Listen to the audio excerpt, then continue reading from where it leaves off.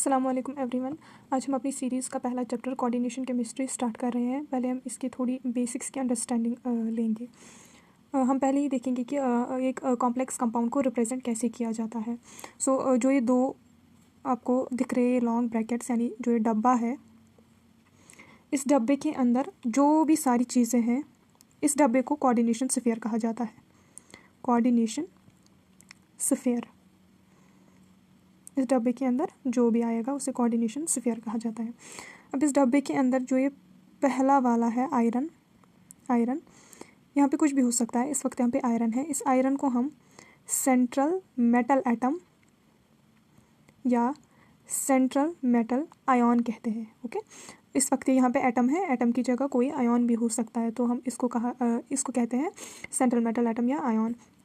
इसके बाद जो ये साइनाइड है 6 टाइम्स, इसे हम लाइगैंड या लिगैंड कहते हैं, जो भी आप कहो, लाइगैंड या लिगैंड। ओके, अब जो ये कोऑर्डिनेशन स्फीयर, जो ये डब्बा है, इस डब्बे के बाहर जो भी है उसे हम काउंटर आयन कहते हैं।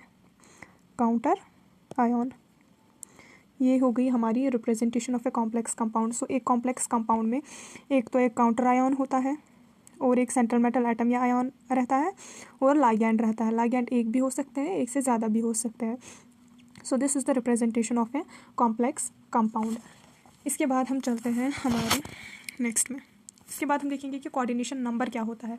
कोऑर्डिनेशन नंबर होता है कि कितने लाइगैंड्स डोनर एटम्स, कितने नंबर ऑफ लाइगैंड या डोनर एटम्स हमारे सेंट्रल मेटल एटम के साथ डायरेक्टली बॉन्डेड है। सेंट्रल मेटल एटम, ये मैंने आपको ऊपर ही बताया, ये वाला है इसमें central metal atom.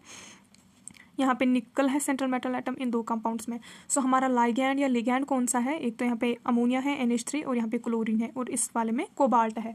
So coordination number simply होता है कि नंबर ऑफ लाइगैंड्स या नंबर ऑफ डोनर एटम्स हमारे सेंट्रल मेटल एटम या आयन के साथ कितने, मतलब कितने बॉन्डेड है, कितने नंबर ऑफ सेंट्रल मेटल, कितने लाइगैंड्स हमारे सेंट्रल मेटल एटम के साथ डायरेक्टली बॉन्डेड है, उसी को कहा जाता है कोऑर्डिनेशन नंबर। अब हम इस वाले में देखते हैं कि कितने हैं। पहले ही इसमें अमोनिया के 4 एटम्स हैं और क्लोरीन के 2 एटम्स हैं, 4 और 2 6। सो इस वाले कॉम्प्लेक्स का कोऑर्डिनेशन नंबर 6 है। इस वाले में only 4 ligands are directly attached to the nickel, यानी सेंट्रल मेटल एटम। सो इसका कोऑर्डिनेशन नंबर 4 आएगा। कोऑर्डिनेशन नंबर सिंपली मीन्स कि कितने लाइगैंड्स या डोनर एटम्स मेटल के साथ डायरेक्टली बॉन्डेड है। यहाँ पे हम 8 नहीं कह सकते इस वाले में, बिकॉज ये कोऑर्डिनेशन स्फीयर के बाहर है, ये हमारे सेंट्रल मेटल एटम या आयन के साथ डायरेक्टली बॉन्डेड नहीं है। डायरेक्टली बॉन्डेड सिर्फ वही होते हैं जो हमारे कोऑर्डिनेशन स्फीयर के अंदर होते हैं। उसके बाद हम देखते हैं कि डेंटिसिटी क्या होती है। डेंटिसिटी यानी कितनी डोनेशन की टेंडेंसी, यानी कितना एक लाइगैंड कितना डोनेट कर सकता है। इसमें बहुत सारे टाइप्स आते हैं, monodentate ligand, bidentate ligand, polydentate ligand, यानी एक लाइगैंड के पास कितने डोनर एटम्स होंगे। डोनर एटम्स नहीं, मतलब कितनी जगह से वो डोनेट कर सकता है, दैट इज़ डेंटिसिटी। उसके बाद हम देखेंगे oxidation number of central metal atom. पहले हमें इसमें आइडेंटिफाई करना है कि सेंट्रल मेटल एटम या आयन कौन सा। इसमें इस वाले में आयरन है सेंट्रल मेटल एटम या आयन, इसमें प्लैटिनम है और इस वाले में कोबाल्ट है सेंट्रल मेटल एटम या आयन। हमें इसकी ऑक्सीडेशन नंबर या ऑक्सीडेशन स्टेट फाइंड आउट करनी है। जैसे हम सिंपली रिडॉक्स रिएक्शन में ऑक्सीडेशन स्टेट्स फाइंड करते थे, वैसे ही इसमें भी हमें कोऑर्डिनेशन नंबर फाइंड करना है, ऑक्सीडेशन नंबर K4। इसकी वैलेंसी +1 होती है, कोबाल्ट की +1, A की +1 × 4।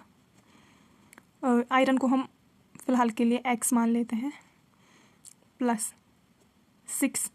साइनाइड है ना, 6 × एक साइनाइड की वैलेंसी होती है -1, यानी -1 कितना आएगा वो, +4, 1 × 4 4 + X -6, that will be +2 oxidation state. So यहाँ पे आयरन की ऑक्सीडेशन स्टेट +2 है, यानी हमारे सेंट्रल मेटल एटम या आयन की ऑक्सीडेशन स्टेट यहाँ पे +2 है। अब इस वाले में देखते हैं K2, यानी 2 × +1, प्लैटिनम को हम X रखते हैं, +4 × एक क्लोरीन की है -1। देखते हैं, ये है 2 + X -4 = 0। सो यहाँ पे भी हमारी ऑक्सीडेशन स्टेट लगभग +2 ही आएगी। Okay, X = 4 - 2, that will be 2। सो यहाँ पे भी हमारे प्लैटिनम की ऑक्सीडेशन स्टेट +2 ही आई। नाउ इसके बाद देखते हैं इस वाले की कोबाल्ट। यहाँ पे हमारा सेंट्रल मेटल एटम आयन, इसको हम एक्स रख देते हैं। ई एन हमारा एक लिगैंड है, इसका चार्ज 0 रहता है, यानी +3 × 0 या सिंपली 0 हम इसे लिख सकते हैं। प्लस क्लोरीन कितने हमारे पास 3 × एक क्लोरीन का -1 चार्ज, दैट्स x + 0 - 3 = 0, यानी x हो गया +3। यहाँ पे हमारे कोबाल्ट का चार्ज +3 है। होप कि आपको ऑक्सीडेशन स्टेट्स फाइंड करनी आ गई होगी, क्योंकि हमें आगे नॉमेनक्लेचर में बहुत ज़्यादा ज़रूरत पड़ती है। वहाँ पे दो ऑप्शंस तो हमें मिल जाते हैं, बट लास्ट में ऑक्सीडेशन नंबर से ही मतलब हमारा करेक्ट हो जाता है। तो प्लीज़ इसको और एक बार देख लीजिएगा जिसको समझ नहीं आया ना। अब हम अपने क्वेश्चंस की ओर बढ़ते हैं। हमारा क्वेश्चन नंबर 1 है कि the correct order of stoichiometries of AgCl formed when AgNO3 in excess is treated with the complexes.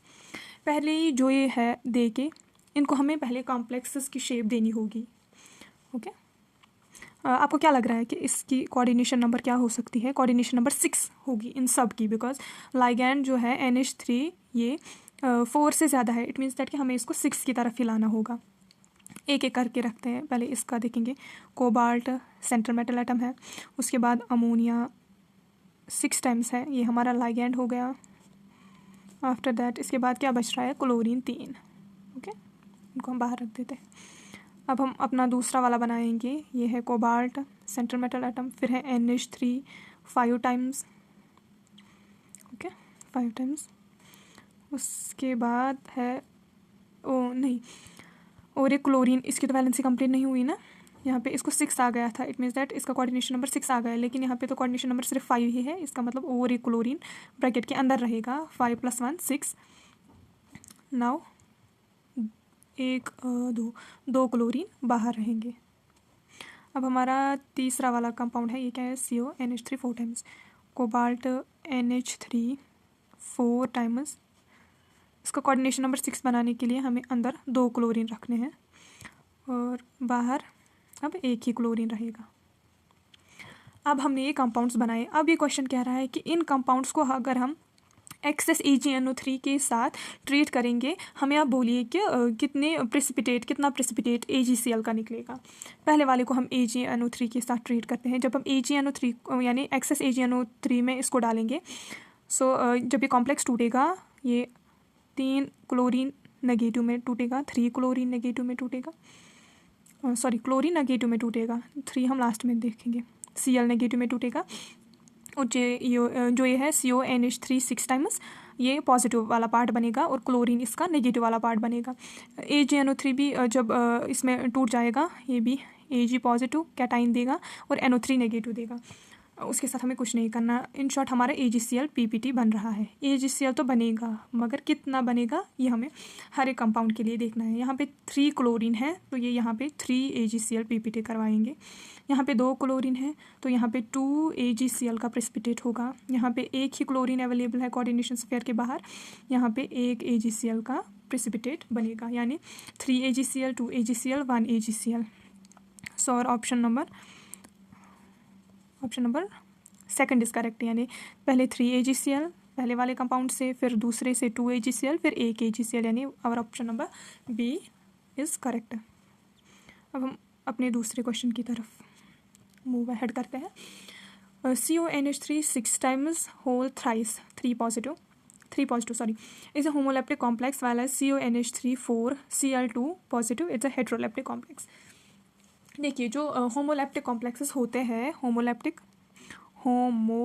Complexes जो होते हैं, उनमें only 1 type of ligand present होता है। क्या? 1 type of ligand is present in homoleptic complex. यानी homoleptic complex उस complex को कहा जाता है जिसमें only 1 type of ligand present हो। इसके बाद जो हेट्रोलैप्टिक कॉम्प्लेक्स है, हेट्रो यानी more than greater than 1 type, more than 1 type के लाइगैंड प्रेजेंट हो, उन्हें हेटेरोलैप्टिक कॉम्प्लेक्सेस कहा जाता है। अब हम अपने क्वेश्चन की तरफ देखेंगे।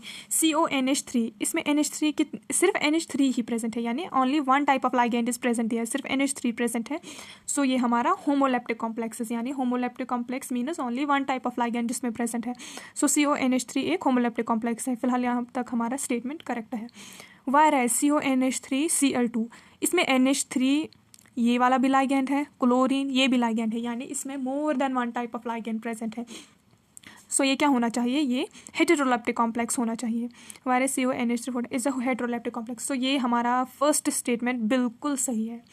Now statement second, complex CONH3 has only one kind of ligand but CONH3 Cl2 has more than one kind of ligand. यही तो मैं आपको समझा रही थी कि होमोलेप्टिक कॉम्प्लेक्स वो कॉम्प्लेक्स होता है जिसमें ओनली वन टाइप के लाइगेंड्स प्रेजेंट होता है। हेटेरोलेप्टिक कॉम्प्लेक्सेस आर दोज जिसमें मोर देन वन टाइप के लाइगेंड्स प्रेजेंट होता है। So our first statement is correct and second is also correct. That's option number A. Both statement 1 and 2 are correct. अब हम और एक क्वेश्चन की तरफ मुड़ते हैं। Ethylene diamine tetraacetate ion is, ये हमारी कोऑर्डिनेशन केमिस्ट्री का मोस्ट इंपॉर्टेंट एक लाइगेंड है। इसका मैं आपको पहले स्ट्रक्चर बता देती हूँ, हो सके तो आप इसका स्ट्रक्चर भी याद रखिएगा, इसका स्ट्रक्चर बहुत ज़्यादा इंपॉर्टेंट है। Ethylene diamine tetraacetate CH2 ethylene diamine यानी 2 अमोनिया NH3, बट यहाँ पे हम नाइट्रोजन लगाएंगे। फिर है टेट्राएसिटेट 1 2 3 4 एसिटेट यानी CH3 COO negative CH3 COO negative CH3 COO negative CH3 COO negative. Nitrogen पे जैसा कि सबको पता है कि नाइट्रोजन पे एक लोन पेयर ज़रूर होती है। इथाइलिन डायमाइन, आपको मैं अभी ऊपर डेंटिसिटी समझा रही थी कि डेंटिसिटी क्या होती है। डेंटिसिटी यानी एक लाइगेंड में डोनेशन की टेंडेंसी कितनी है। पहले अगर हम इसको देखेंगे, नाइट्रोजन के पास लोन पेयर है तो ये यहाँ से डोनेट कर सकता है, इस वाले के पास भी लोन पेयर है, यहाँ से भी डोनेशन हो सकती है। नेगेटिव चार्ज यानी यहाँ से भी डोनेशन हो सकता है, इस पर भी नेगेटिव चार्ज, यहाँ से भी डोनेशन पॉसिबल है, यहाँ से भी और यहाँ से भी। इट मीन्स दैट कि इसकी डेंटिसिटी कितनी है, कितनी इसकी डोनेशन पावर है, 1 2 3 4 5 6 यानी 6 है इसकी डेंटिसिटी। 6 मतलब hexadentate, it is a hexadentate ligand, hexadentate. देखते हैं ऑप्शंस में कहाँ पे है। ट्राइडेंटेट नहीं, इसमें 6 डेंटिसिटी है। हेक्साडेंटेट ये हो सकता है। यूनिडेंटेट यानी एक ही डेंटिसिटी है, नो। बाइडेंटेट 2 डेंटिसिटी है, नहीं। Hexadentate ligand with 4 oxygen donor atoms, हाँ बराबर 1 2 3 4 ऑक्सीजन डोनर एटम्स है, 2 nitrogen donor atoms, nitrogen 2 donor atoms है।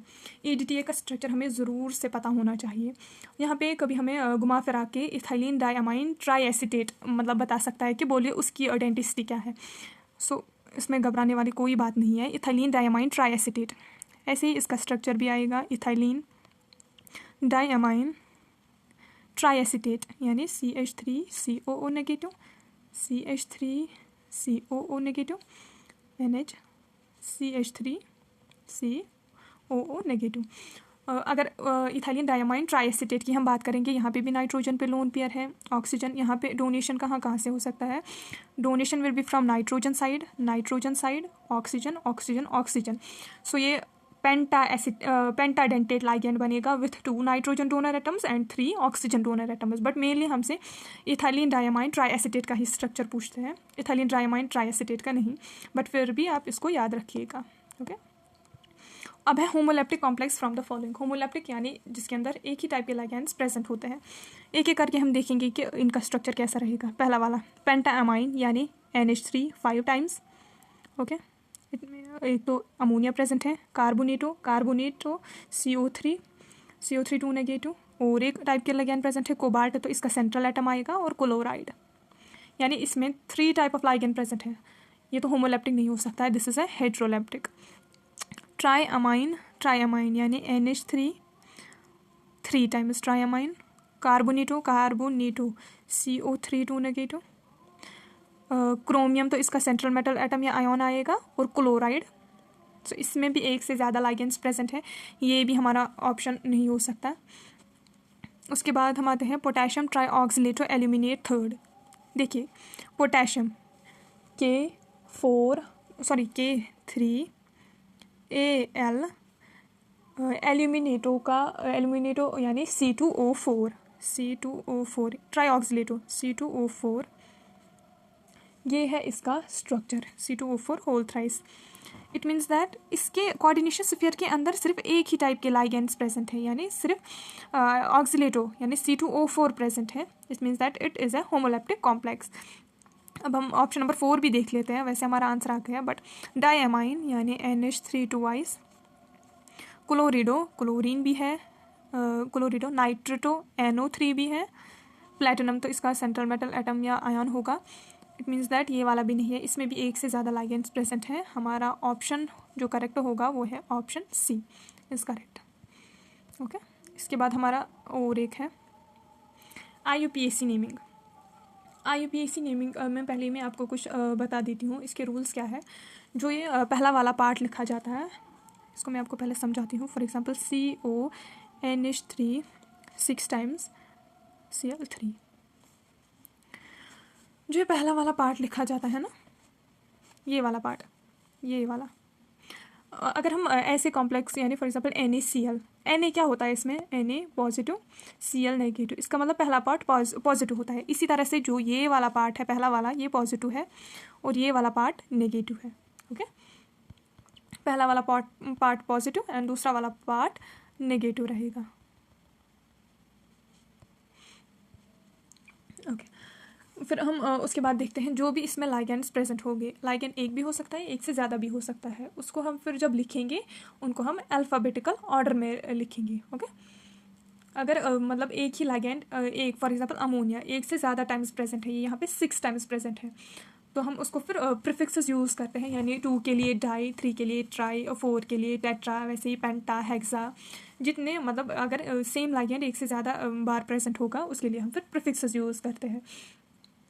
जब हम लाइगेंड्स लिखते हैं उसके बाद हम सेंट्रल मेटल एटम की ऑक्सीडेशन स्टेट लिखते हैं, बट किस में, रोमन न्यूमरल्स में, रोमन्स में हम उसकी ऑक्सीडेशन स्टेट लिखते हैं। अगर कोऑर्डिनेशन स्फीयर एनाइनिक होगा, या एनाइनिक मतलब जैसे कि आपको मैं यहाँ पे एग्जांपल दे देती हूँ, K4FeCN6, यहाँ पे ये वाला पार्ट पहले आता है, इट मीन्स दैट ये वाला पॉजिटिव है एंड ये वाला नेगेटिव। अब यहाँ पे कोऑर्डिनेशन स्फीयर आया ना नेगेटिव, ये वाला पार्ट आया ना एनाइनिक यानी नेगेटिव वाला पार्ट, तो फिर जो सेंट्रल मेटल एटम है ना उसको हम लास्ट में 8 ऐड करते हैं। फॉर एग्जांपल ये आयरन को हम फेरेट कहेंगे, अगर सिल्वर होता आर्जेंटेट, जिंक होता जिंकेट, क्रोमियम को क्रोमेट, लेड को प्लम्बेट, कॉपर को क्यूपरेट, वैसे ही एक्स्ट्रा बहुत सारी एग्जांपल्स आती है इसकी। ओके, नाउ अब हम इसकी नेमिंग करेंगे। The IUPAC name of the following. पहले ही हम अगर देखेंगे तो ये वाला पार्ट हमारा, ये वाला पार्ट कैटाइनिक है, पहला वाला पार्ट कैटाइनिक है, दूसरा वाला पार्ट एनाइनिक है। ओके, अब इसमें वाटर कितने बार, वाटर को हम एक्वा लिखते हैं। Okay, aqua, di aqua, water 2 बार है ना, अगर एक ही लिगेंड एक से ज़्यादा बार प्रेजेंट होता है तो हम प्रीफिक्सेस यूज़ करते हैं, di, tri, tetra, penta. So हमारे पास पहले ही है वाटर 2 टाइम्स यानी di aqua, di aqua, di aqua. फिलहाल ये 2 ऑप्शंस तो कैंसिल आउट हो गए। Okay, di aqua. फिर है silver, silver, silver, silver, silver, silver, Ag है ना, सिल्वर, सिल्वर। अब इसकी ऑक्सीडेशन स्टेट फाइंड करनी है। ऑक्सीडेशन स्टेट 1 है कि 2 है, इसमें हम ऑक्सीडेशन स्टेट फ़िलहाल साइड में रख देते हैं। उसके बाद हम देखेंगे साइनाइड 2 टाइम्स है यानी डाइसाइनो, डाइसाइनो। फिर आर्जेंटेट, मैंने कहा था आपको कि कॉम्प्लेक्स अगर किसी कॉम्प्लेक्स का यानी नेगेटिव में आता है, मतलब एनाइनिक कॉम्प्लेक्स होता है तो वो एंड ATE 8 से होता है, 8। नाउ फिर से आ गया ऑक्सीडेशन स्टेट। ऑक्सीडेशन स्टेट में आपको दिखाती हूँ कि कैसे निकालते हैं इन वाले कंपाउंड्स की। 1 मिनट, क्या है ये compound, AgH2O 2 times AgCN 2 times. Okay, पहले हम इनको x और y, मतलब फॉर एग्जांपल इसको मैं x रख देती हूँ, इसको y। सिंपली जैसे हम ऑक्सीडेशन स्टेट निकालते थे, x प्लस वाटर के ऊपर 0 ऑक्सीडेशन स्टेट होती है, ये हम सबको पता है, x + 0 × 2 कुछ नहीं होगा, प्लस y। साइनाइड के ऊपर -1 चार्ज होता है और ये 2 साइनाइड है यानी -2 = 0। It means that x + y = 2। Okay, x + y हमें 2 के बराबर आना चाहिए, यानी x भी 1 होना चाहिए, y भी 1 होना चाहिए, तभी तो हमें इनका सम x + y 2 आएगा ना। x अगर 1 है, y अगर 1 है, 1 + 1 तो तभी 2 आएगा ना। इट मीन्स दैट यहाँ पे भी सिल्वर +1 ऑक्सीडेशन स्टेट में है, यहाँ पे भी +1 ऑक्सीडेशन स्टेट में। ओके, देखते हैं कहाँ पे। This is the option, silver first, dicyano argentate first, यहाँ पे सेकंड और सेकंड, सेकंड और सेकंड, इट मीन्स दैट कि हमारा x + y फिर 4 आना चाहिए, यहाँ पे x + y 2 है, यानी x भी 1 होना चाहिए, y भी 1 होना चाहिए। Then our option number 4 is correct. अब है हमारे पास आइसोमेरिज्म वाला। आइसोमेरिज्म वाला टॉपिक बहुत ज़्यादा इंपॉर्टेंट है, हर साल इसमें से क्वेश्चन ज़रूर होता है। आइसोमेरिज्म, पहले ही मैं आपको थोड़ा सा इसका ओवरव्यू दे देती हूँ। आइसोमेरिज्म यानी इसके पहले ही 4 टाइप्स है। Ionization isomerism, ionization isomerism, ionization isomerism, for example CONH3 4 times Br2SO4। Ionization isomerism उसे कहा जाता है जहाँ पे ये दो आयन्स अपनी पोजीशन एक्सचेंज करेंगे, यानी अगर अब मैं इसको एक्सचेंजर फॉर्म में लिखूँ, दैट CONH3 4 टाइम्स, अब यहाँ पे Br2 था, अब यहाँ पे SO4 आ जाएगा, उसके बाद Br2 कोऑर्डिनेशन स्फीयर से बाहर जाएगा। So this type of isomerism it's known as ionization isomerism, यानी जहाँ पे आयन्स अपनी पोजीशन को एक्सचेंज करेंगे, कोऑर्डिनेशन स्फीयर के बाहर जो था वो कोऑर्डिनेशन स्फीयर के अंदर आएगा, फर्स्ट वन। देन है दूसरा वाला हाइड्रेट या सॉल्वेट। हाइड्रेट या सॉल्वेट नाम से ही पता चलता है कि कुछ वाटर के मुतालिक होगा, यानी इसमें number of water atoms differ करते हैं। For example Cr chromium central metal atom, water 6 times, okay, chlorine 3 times. So इसका कोऑर्डिनेशन नंबर 6 आ गया। अब हमें फिर से कोऑर्डिनेशन नंबर 6 ही चाहिए, मगर सॉल्वेट आइसोमेरिज्म में क्रोमियम, अब वाटर 5 टाइम्स ही होगा और एक क्लोरीन अंदर जाएगा, बाहर क्लोरीन 2 रहेंगे। अब भी आ गया यही डॉट वाटर, अब भी यही है।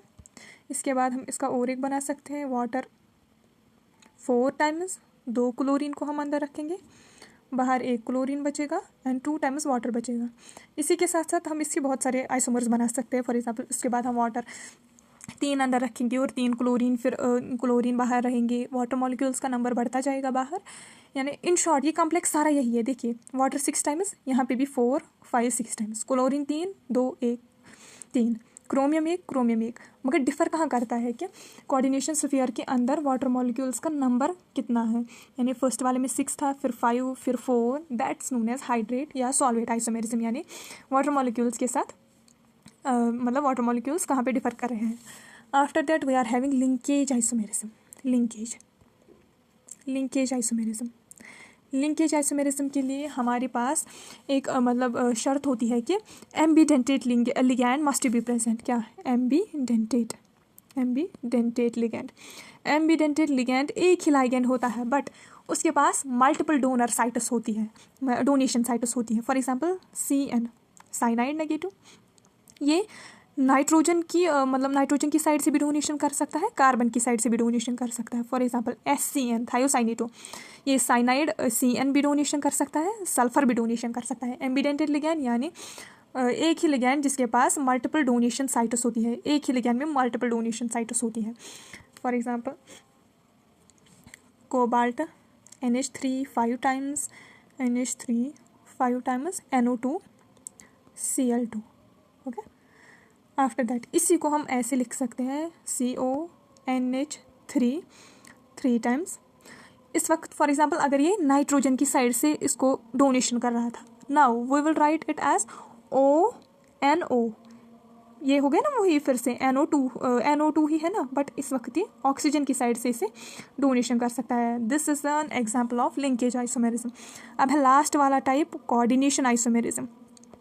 कोऑर्डिनेशन आइसोमेरिज्म यानी एक ही कंपाउंड में एक से ज़्यादा कोऑर्डिनेशन स्फीयर होंगे। फॉर एग्जांपल CONH3, हमें इसमें सिर्फ कोऑर्डिनेशन स्फीयर्स देखने होते हैं 6 टाइम्स। उसके बाद CrCN 6 टाइम्स।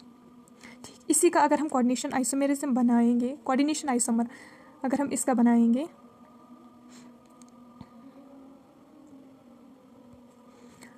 CO यहाँ पे NH3 था, यहाँ पे हम CN लाएंगे, CN 6 टाइम्स। सिर्फ लाइगेंड्स का एक्सचेंज होगा या सेंट्रल मेटल एटम का एक्सचेंज भी हो सकता है। Chromium NH3 6 times. यहाँ पे कोऑर्डिनेशन स्फीयर इसमें भी 2 है, इसमें भी 2 है, इसी को कहा जाता है कोऑर्डिनेशन आइसोमेरिज्म। होप कि आपको सारी चीज़ें समझ आ गई होगी। अब हम क्वेश्चन पे चलते हैं। सॉल्वेट आइसोमेरिज्म, सॉल्वेट मतलब कुछ ना कुछ वाटर के साथ ही रिलेशन होगा इसका।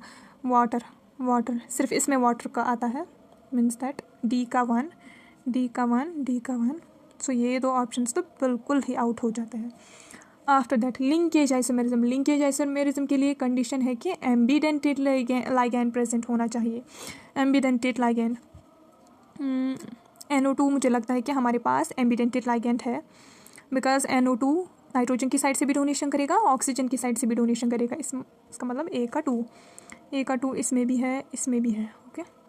आयोनाइजेशन आइसोमेरिज्म मतलब जिसमें आयन्स अपनी पोजीशन एक्सचेंज करेंगे, एक कोऑर्डिनेशन स्फीयर के अंदर, एक कोऑर्डिनेशन स्फीयर के बाहर। सो यहाँ पे है आयन्स।